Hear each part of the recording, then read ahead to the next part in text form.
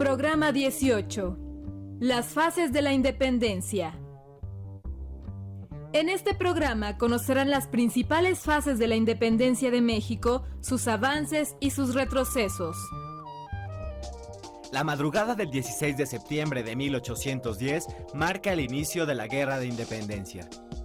La precipitación con la que Miguel Hidalgo convoca el levantamiento responde a que la conspiración independentista había sido descubierta por la autoridad virreinal. La lucha por la independencia se desarrolló en 3 fases y concluyó en 1821 con la firma del Tratado de Córdoba. Con ese hecho, México surgió como país independiente. En términos del proceso que tiende hacia la independencia directamente, pueden verse 3 fases. La primera es la irrupción de 1810, la insurgencia masiva, que es la característica más importante que tiene esa fase. Estamos hablando de contingentes de hombres que podrían llegar a sumar 40,000, 50,000 individuos. Hay algunas fuentes que hablan de 100,000 o más de 100,000. Francamente son fuentes muy exageradas, pero sí estamos hablando de 40,000, 50,000 individuos en estos grupos. Una segunda fase que es una fase mucho más organizada, en la que ya estaríamos viendo además por vez primera un diseño institucional, tanto en las constituciones y los órganos de gobierno como en la organización del cobro de impuestos, de organización territorial eclesiástica. Y la última etapa sería finalmente la de la consumación de la independencia, que tiene ya que ver con una situación en la Nueva España bien diferente a la que teníamos en 1810 cuando inició todo el proceso. En España, la Junta Suprema Central ordenó la conformación de un Congreso Constituyente. Las Cortes fueron convocadas en 1809, pero aplazadas debido a las agresiones del ejército napoleónico.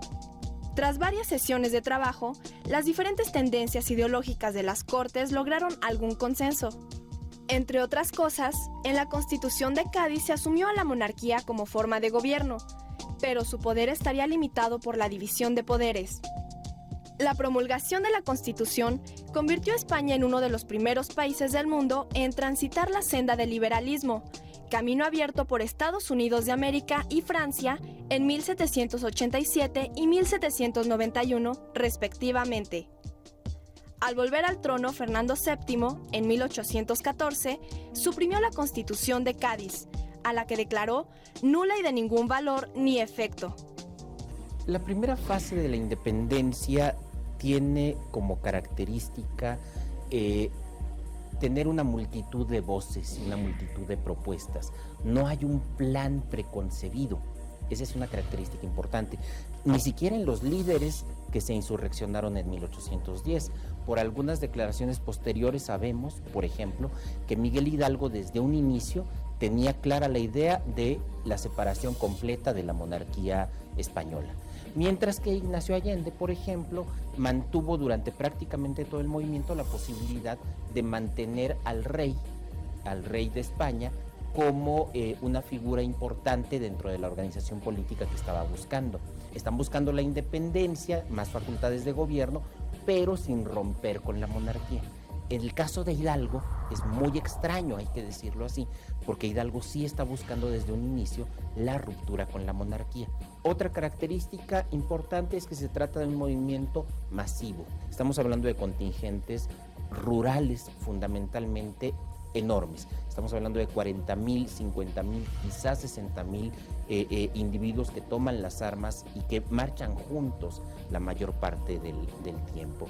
Otra característica es la zona geográfica en donde se desarrolla este primer movimiento. Estamos hablando fundamentalmente del Bajío, de la región indígena norte de Michoacán y de la región de Guadalajara.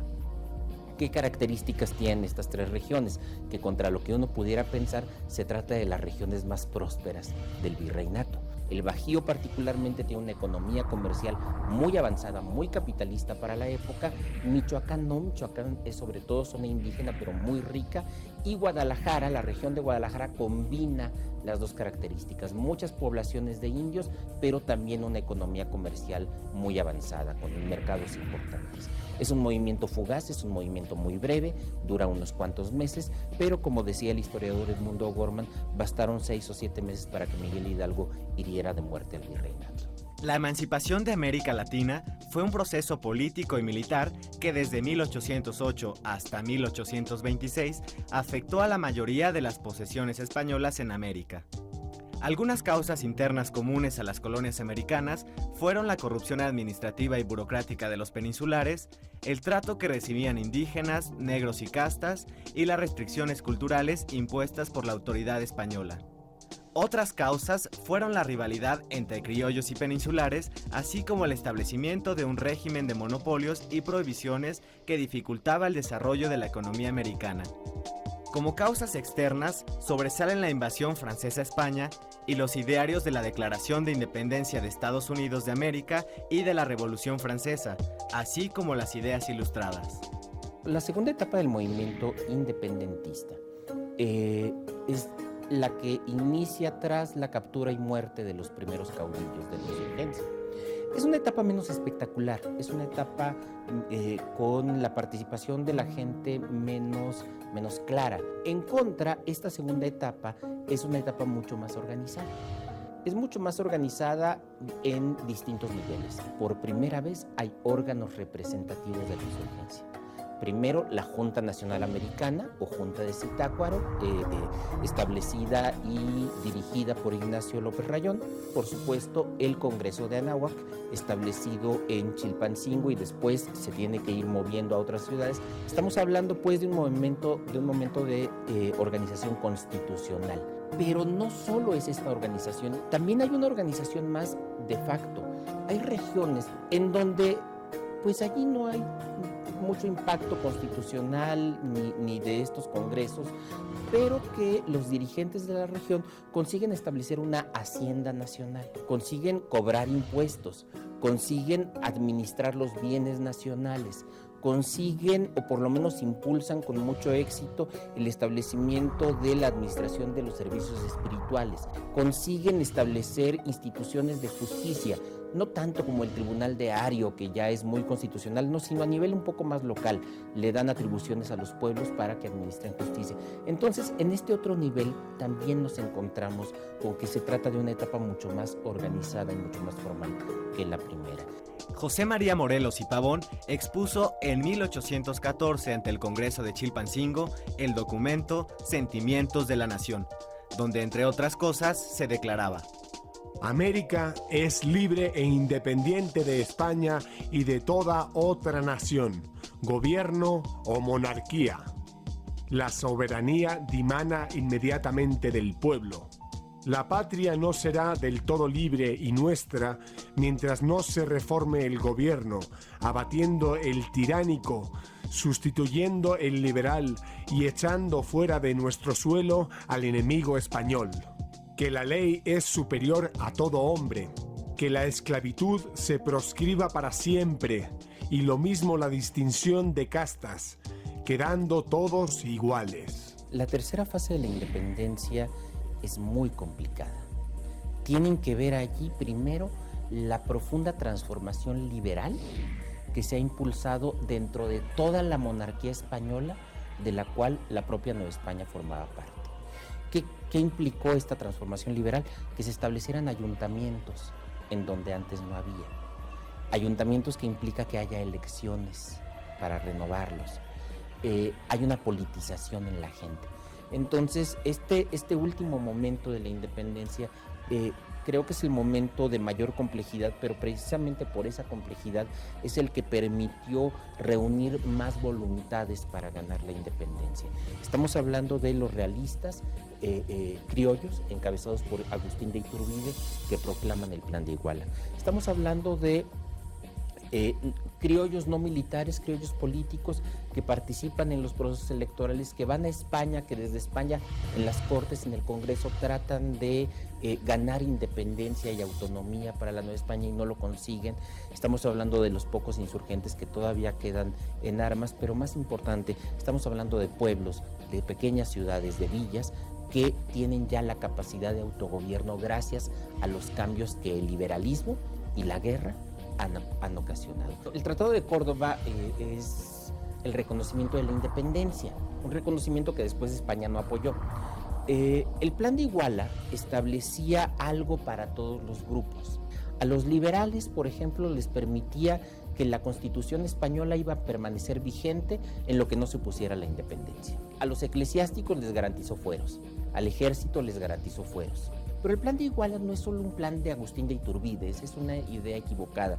El Plan de Iguala forma parte de un tramado mucho más complicado de conspiraciones, de redes, de gente que está trabajando por el liberalismo, por el constitucionalismo y por la independencia. Algunos de estas personas estuvieron en la propia España entre 1820 y 21, desde las Cortes de Madrid, en las Cortes del Congreso Español, negociando mayor autonomía, buscando que los españoles reconocieran que América ya estaba perdida para ellos y que entonces les dieran un poco de autonomía y que los americanos reconocerían a Fernando VII como rey, pero ya con un gobierno propio. No lo consiguieron. Lo que sí consiguieron, gracias a Miguel Ramos Arizpe, es que un liberal muy destacado, Juan O'Donoghue, fuera designado nuevo capitán general en Nueva España, en lugar del virrey Apodaca, que era muy absolutista. O'Donoghue, cuando llega a Nueva España, tiene esta idea de que las Cortes en España conseguirán darle autonomía a Nueva España. Entonces, cuando llega, se encuentra con el Plan de Iguala, y esto facilita la firma de los tratados de Córdoba. Es un tratado que reconoce al rey de España como emperador de México, pero que le permite a México el establecimiento de un régimen constitucional. Un día después de la entrada del ejército trigarante, se suscribió el Acta de Independencia del Imperio Mexicano. Algunos fragmentos son: La nación mexicana, que por 300 años ni ha tenido voluntad propia ni libre el uso de la voz, sale hoy de la opresión en que ha vivido. Los heroicos esfuerzos de sus hijos han sido coronados y está consumada la empresa que un genio superior a toda admiración prosiguió y llevó al cabo arrollando obstáculos casi insuperables. La nación mexicana es soberana e independiente de la antigua España, con quien en lo sucesivo no mantendrá otra unión que la de una amistad estrecha.